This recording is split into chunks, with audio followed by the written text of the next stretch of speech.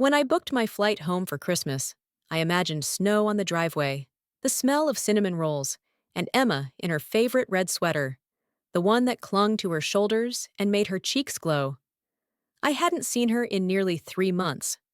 Work had pulled me across time zones like a puppet on strings. We'd grown used to long-distance check-ins, grainy video calls, and empty "miss yous" between layovers. But I promised her I was coming home, for good. No more flights, no more meetings at midnight. Just us, in our little house with its creaky floorboards and crooked tree. The taxi driver helped me with my bags. Snow crunched under our feet. Our house glowed under a blanket of warm lights, smoke puffing gently from the chimney. Everything looked exactly as I remembered. Almost too perfect. "Thanks," I told the driver, handing him a tip as he drove off. I walked up to the door, already rehearsing the look on Emma's face when she saw me early. I hadn't told her I was arriving ahead of schedule. I wanted to surprise her. I knocked once, twice, then let myself in. "Emma!" I called out. Silence. The air inside was warm but empty.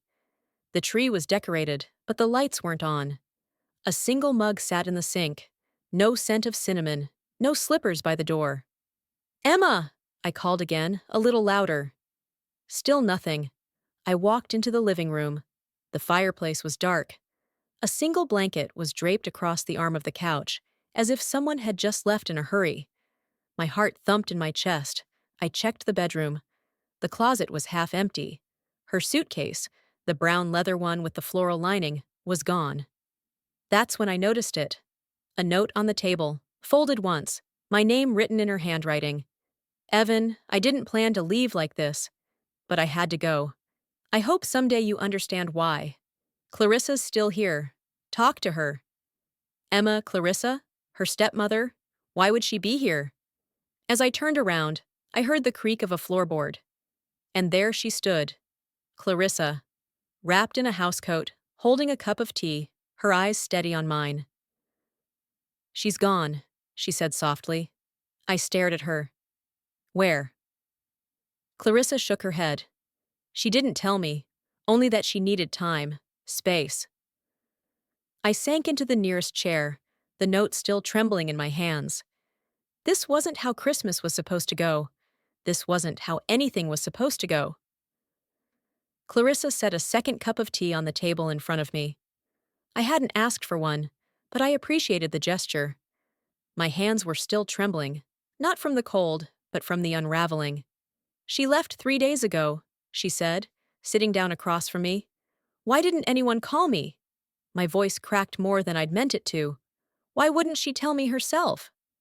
Clarissa studied me, her expression unreadable. "Because, Evan, she didn't want to be talked out of it." I stared at her.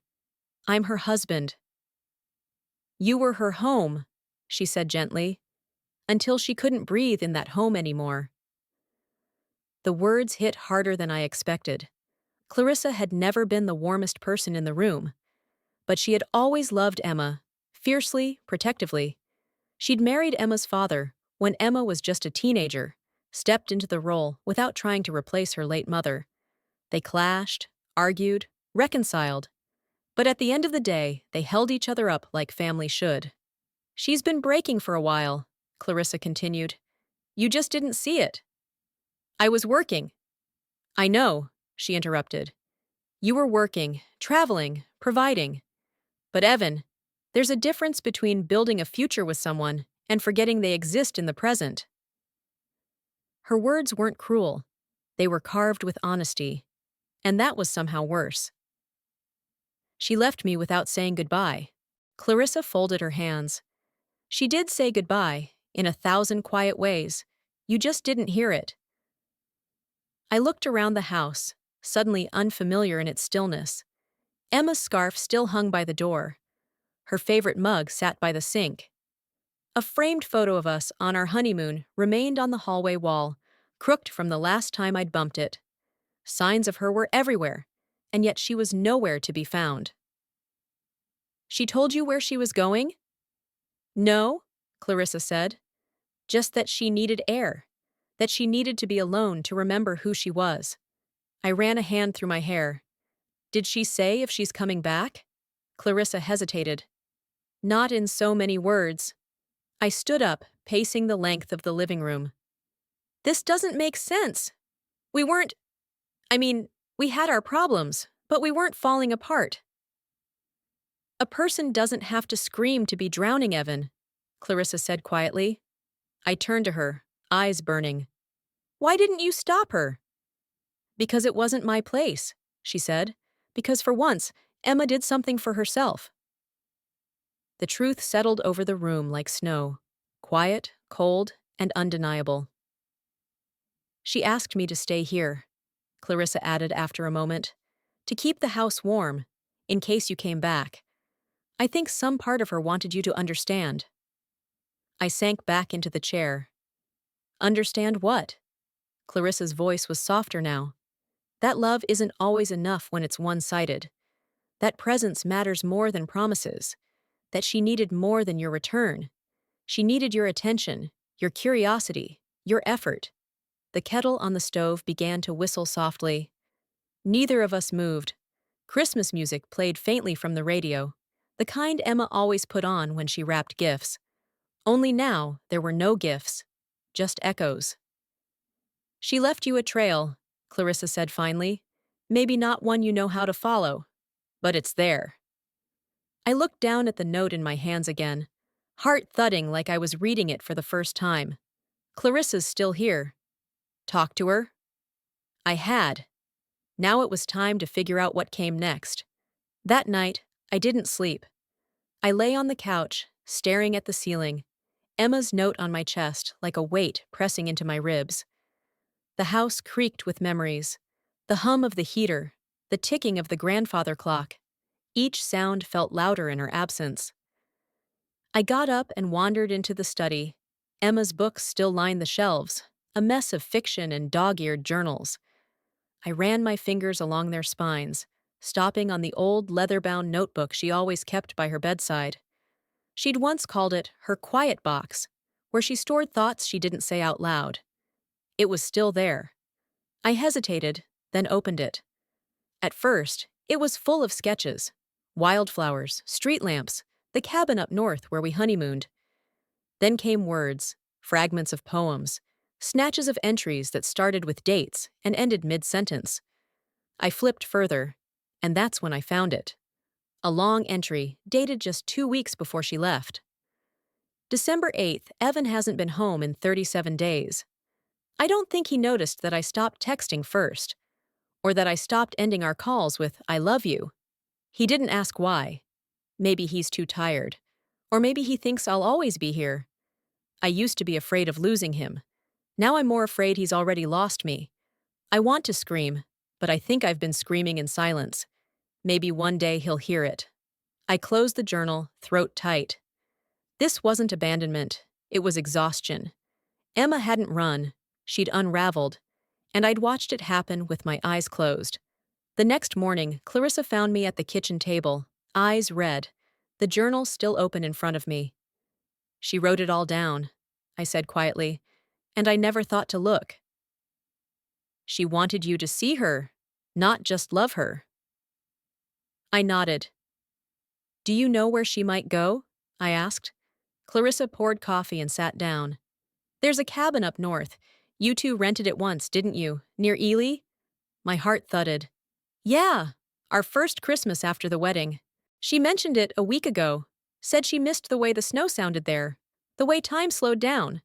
I stood up, grabbing my coat. If there's a chance she's there. Clarissa met my eyes. You might not like everything she has to say. I don't care, I said. I just want to hear it. She gave a small, bittersweet smile. Then go.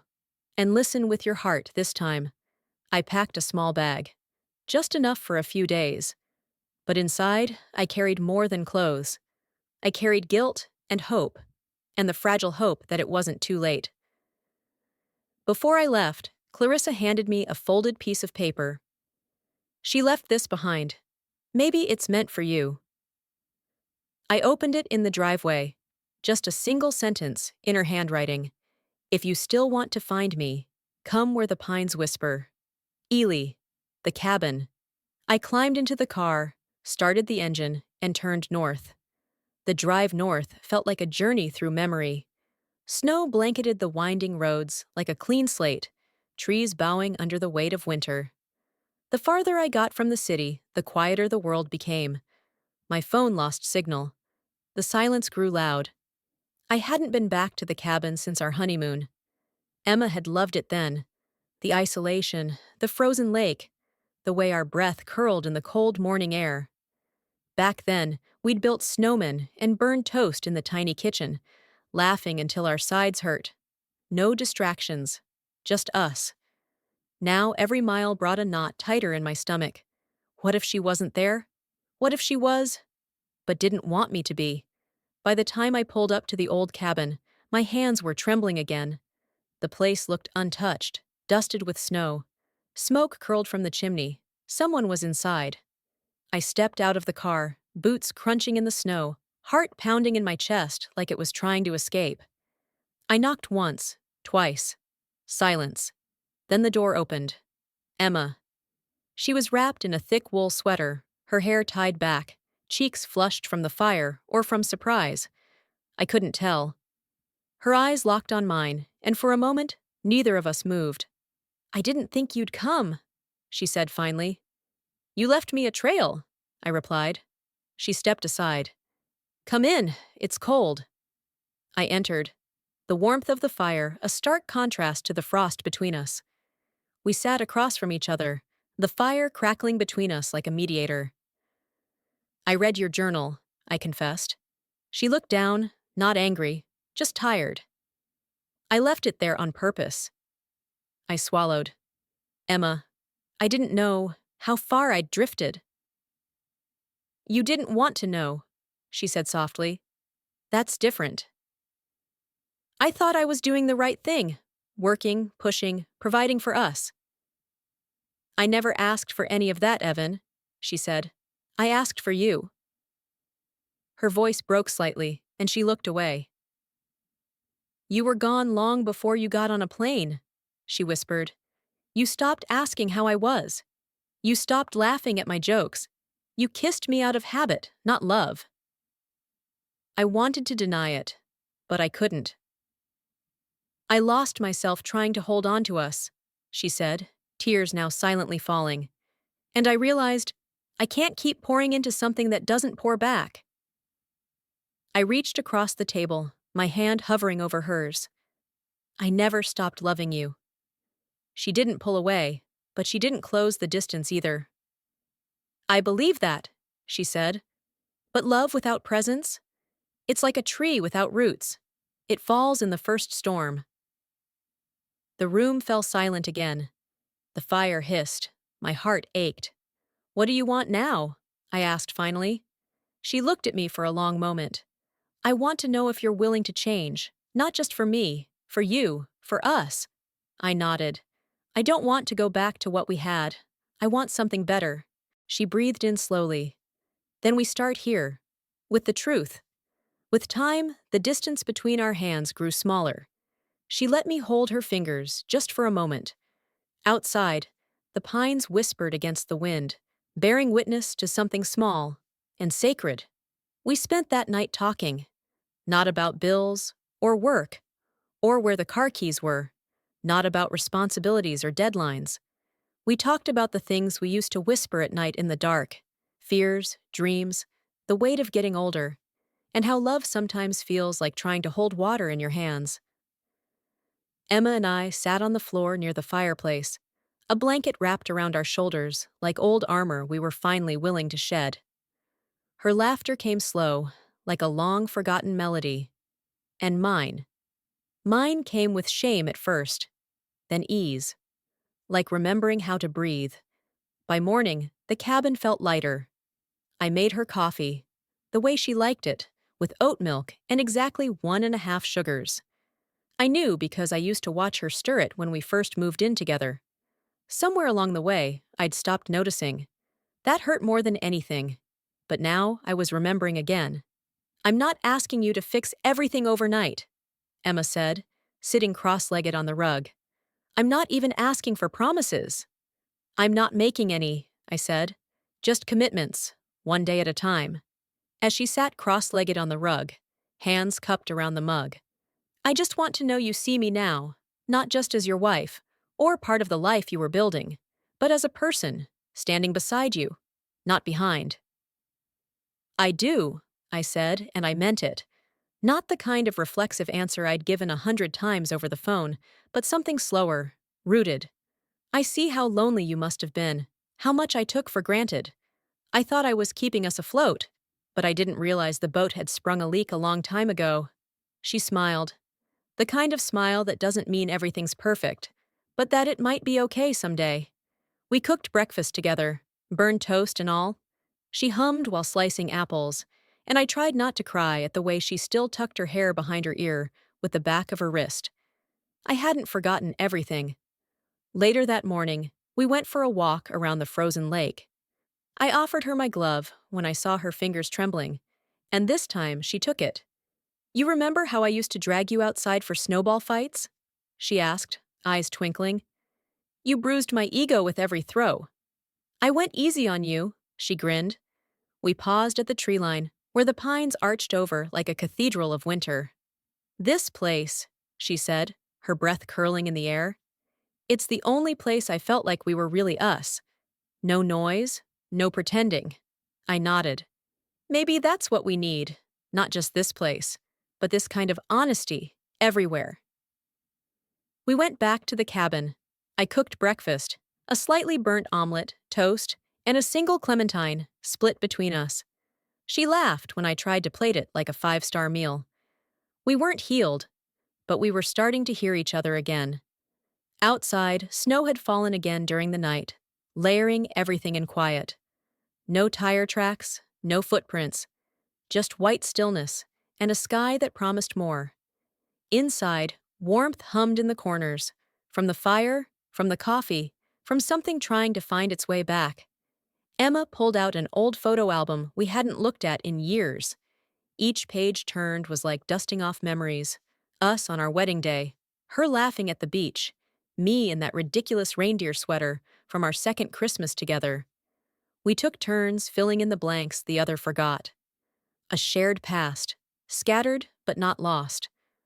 That night, I lit the old candles she used to love, the ones that smelled like cedarwood and cinnamon. I played her favorite Christmas record, the one from the thrift store that crackled like an old fireplace. We danced, slowly, no rhythm, no plan. And for the first time in a long time, she laid her head on my chest, not out of habit, but choice. Clarissa called the next morning. She's there, isn't she said, not needing confirmation. Yes, I replied. We're starting again. She paused. That's all she ever wanted. A beginning that included her. We stayed at the cabin through Christmas. There were no big gifts, no extravagant meals, no perfect photos. Just us. Real, flawed, open, present. On Christmas morning, I woke to find Emma by the window, wrapped in a blanket, watching the snowfall. We cooked breakfast together, burned toast and all. She hummed while slicing apples, and I tried not to cry at the way she still tucked her hair behind her ear with the back of her wrist. I hadn't forgotten everything. Do you want to stay here a few days? She asked after we'd eaten, eyes searching mine. No distractions, no noise. I nodded. Yeah, let's make new memories, one honest day at a time. That afternoon, we walked down to the frozen lake. It was the same spot we'd skated on during our honeymoon. We didn't have skates this time, just boots crunching on the ice, fingers linked like they used to be. Emma looked up at the trees, at the soft sway of the pines. This place always made me feel like time was slower, she said.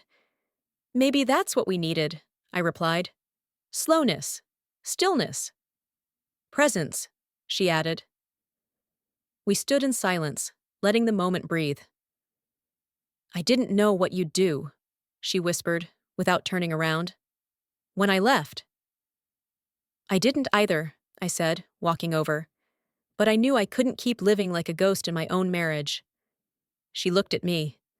So what are we now? I didn't answer with words. I kissed her, not like a routine, but like a vow. Later, we packed our things, not to go home, but to go forward.